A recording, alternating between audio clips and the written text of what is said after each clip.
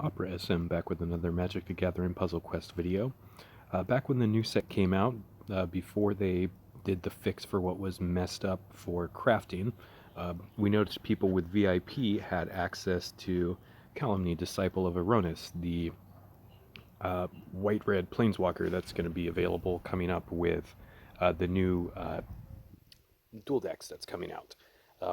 I broke down when I saw that because I really wanted to try them and did the basic VIP for a week so I'd have access to that and a little reduced cost crafting when I wanted to pick a couple what's the new set, Odyssey, the vault set that came out.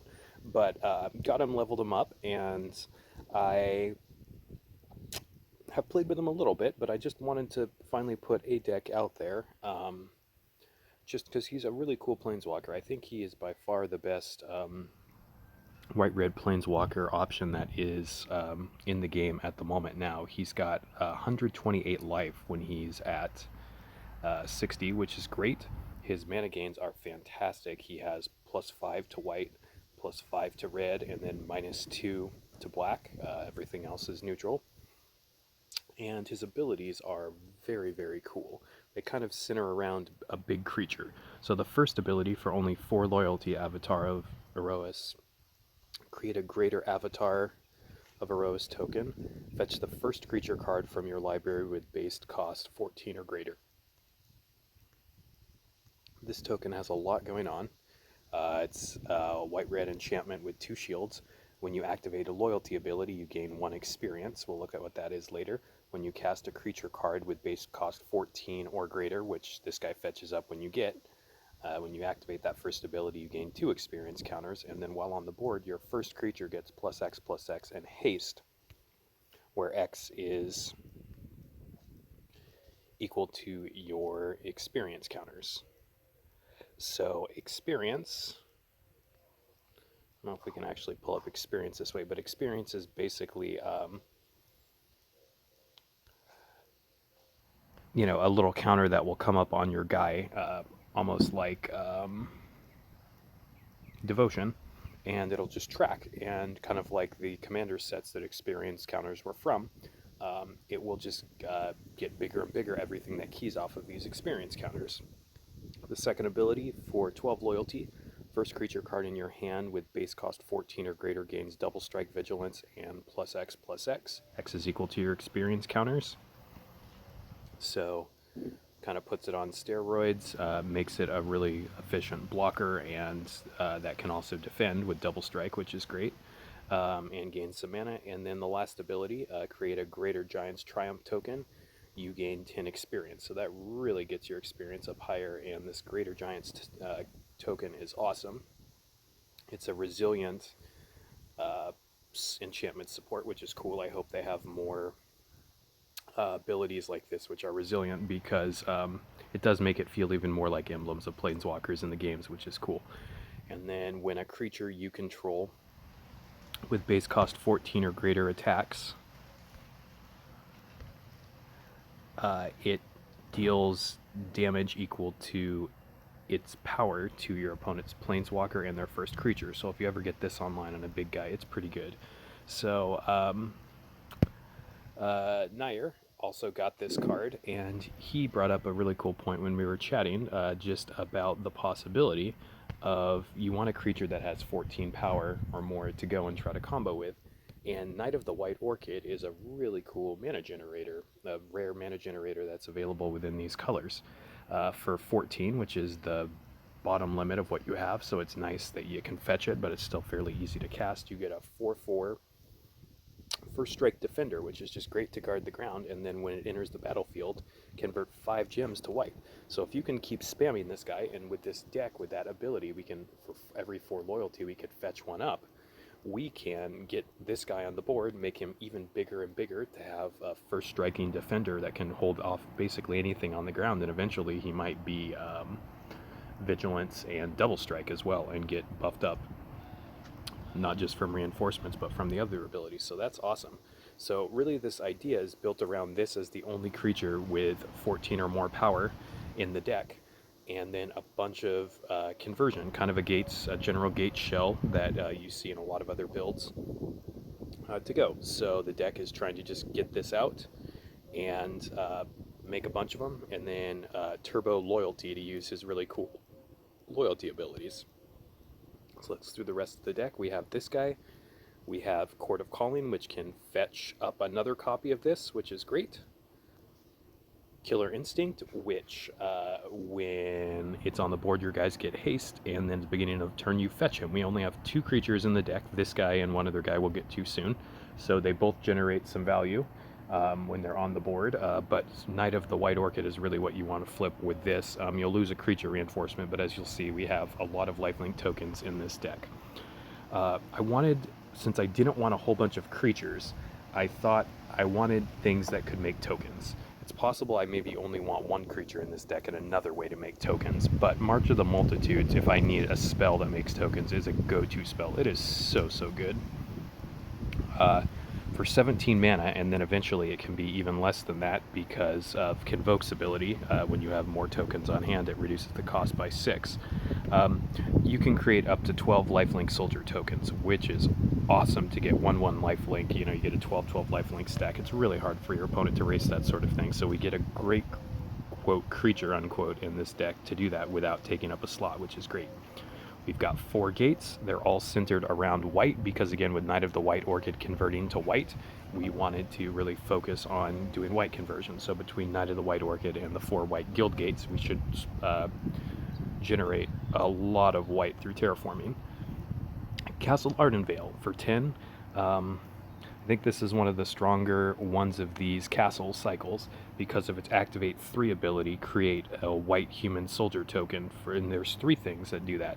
So unfortunately it's not as utilized in this deck as it might be. If we did want to have a 3rd slot, this could just be it if we wanted to take out our last creature, which is Precinct Captain.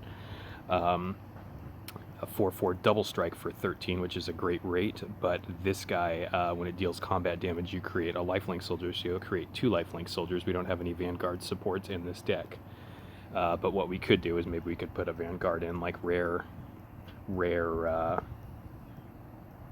Ajani or something like that, and then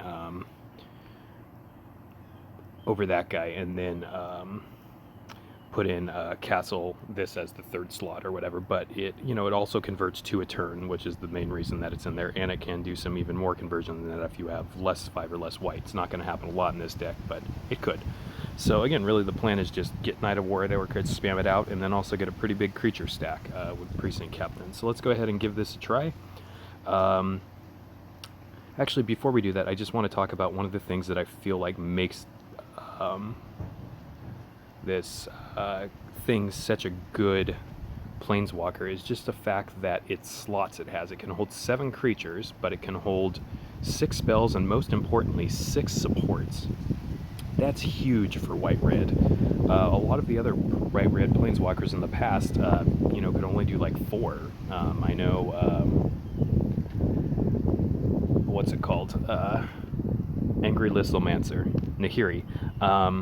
Nahiri could only do 4. I can't remember how many Ajani could do, but having 6 slots is huge, and it allows you to do some really cool things that you couldn't do otherwise.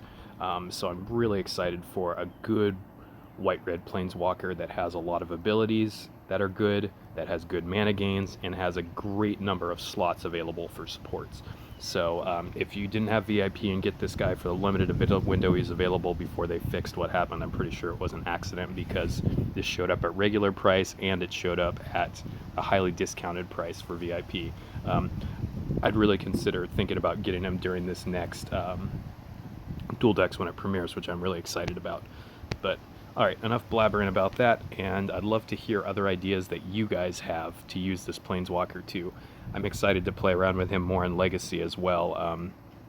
It actually does allow for an interesting situation where you could do a Huff Deploy deck with only 2 creatures, and playing Piggy and the one 10/10 Eldrazi that creates a 10/10 Eldrazi spawn token. I think you could make some pretty big creature stacks getting to run Huff Deploy with only 2 creatures. But in the past, you always had to run 3 or 4 because of the number of slots that it required. So this allows us to explore some pretty cool new territories. I think also doing some support base decks like Starfield of Nyx with this many slots and such can allow you to do some interesting things. But alright, so let's see what we want to do. Great, we've got Knight of the White Orchid.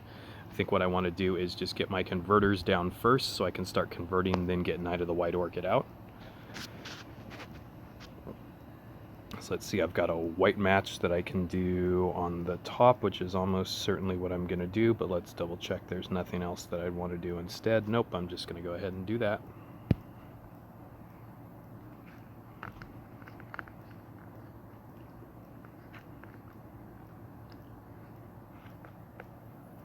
Alright.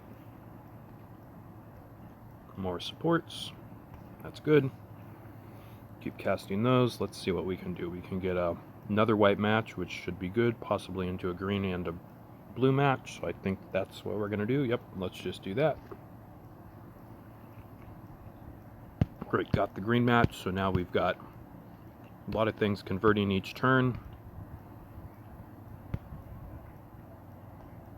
Wonderful. So we're going to activate this first ability. We now have the Greater Avatar of Erois. So when we cast our Knight, we're going to gain 2 experience counters, and then he's going to start getting bigger because we're going to have more experience. So that's great. So we can go potentially Knight into Knight and then March of the Multitudes. I think I'm just going to try to stack up a lot of white conversions and see how far we can go here. Alright. So let's see, we've got a white match up on the top. That's probably what we're taking, just making sure there's nothing better. Find a move and then look for something better. I'm going to take this match. It'll also keep the white away from our other support, so that's good. Alright, got another conversion there. That's awesome. Okay, opponent got a good match. That's okay. Alright. So let's see, we'll get another Knight out, and then have our Azorius Guildgate. Let's see, we can look at, there's our experience now. We have 3 experience. When I cast another one of him, he's going to go up 2 and get 5. So we'll notice that even though this was a guy who's normally a 4/4, now he's a 7/7 first strike, which is awesome. And the fact that he has haste is awesome as well, because certain other abilities, you know, you might really need a when it attacks trigger or something. So it opens up some really cool possibilities. I've also thought about trying to make a Tulsamir Wolf deck with this, which could be fun. You know, double striker, you could just get out. I think for 14, there's the 5/4 Mentor double striker. There's all sorts of cool things you can do. So while this conversion thing is here, it's only the tip of the iceberg. Alright. So we'll get the Knight out, then try to get another Guildgate. I do want to get this March of the Multitudes out eventually, but I think it's eventually just going to start casting itself. So let's see. Black matches are what we don't want, because we only get 1 off of that. So let's see if I can find anything other than a black. Well, we could get a black into some loyalty, which is better than nothing, I guess.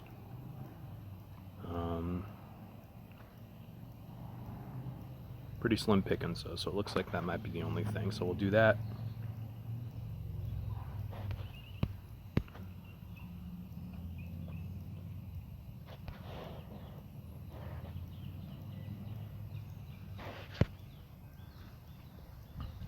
Alright, great. We've got a white match now, so we can do white into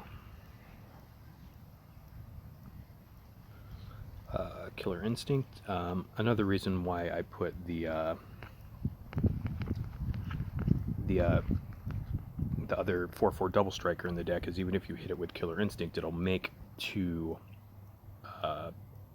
lifelink tokens, so then you're not going to be, you know, in terms of reinforcing, you're going to have stuff that you can lose a reinforcement instead of lose your Knight on the first slot as well. So, but I think I do want to try to just get Killer Instinct down here. We do have a white match in top that can go to a blue match or a black match, so hopefully we get that, but if not, that's fine. Great, we got some more conversions. Wonderful. We're going to hold off on casting March of the Multitudes until we get something else. Okay, so our first loyalty ability is gone, so we'll reactivate that. Now again. Okay, and we did get our double striker out, so now we're going to start making lifelink tokens, and we're going to have a giant lifelink stack, which is wonderful. Go ahead and get another copy of that out. All right.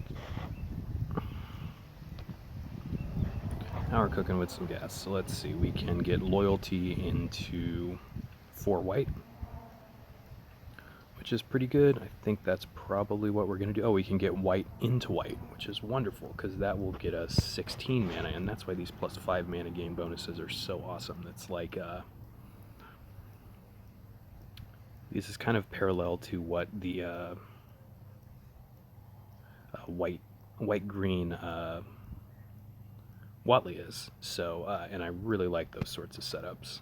So you get to focus on 2 different colors. It's not like Koth where there's only one super huge spike, but you can get boned out of it. So we're going to go ahead and cast our Knight of the White Orchid and then into our March of the Multitudes. I think this is the way that I want to do it here. Great, so we've got that. Got some more conversion. Wonderful.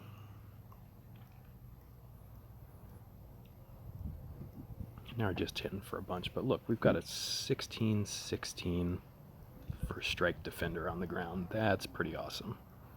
And then a 4/4 double striker and a giant token stack, which is only going to get bigger. So what we're going to try to do is see if we can get Kalemne's ultimate to go off and just see how quickly that can end the game, because it is such a good ability. Let's see, our experience is at 8 now, so that's awesome. So even though our creature would normally be a 16/16, now it's a 8/8 is a 16/16, so we're pretty close to this ultimate. So next turn should be able to do that and just go off. Let's see, we have a March of the Multitudes. I'll probably do the red into the green so I can just make that go off. We might actually win this turn just with that, but yeah, we'll just go ahead and do that for now. Don't think it's going to be quite enough damage, but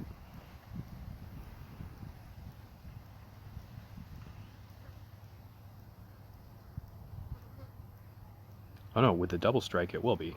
Yeah, so we didn't even need that ability, but if we would have activated that ability, then we would have been swinging for a huge amount at our opponent. So yeah, this is just a preliminary idea. Again, thanks Nair for your thoughts when we were chatting. I really do like your idea, and it's working pretty well of Knight of the White Orchid as the only 14+ converted mana cost creature in the deck to run. It worked really well with these lifelink creatures and a further white conversion shell in addition to the Knight of the White Orchid. This kind of does, white ramp seems a little weird, but this really does kind of allow you to turbo out some white ramp, which is pretty cool. Something that you wouldn't be able to do if you weren't able to kind of basically tutor up this exact creature, which this build allows you to do. Hope you guys enjoyed this video. Have a good day. More videos hopefully coming soon.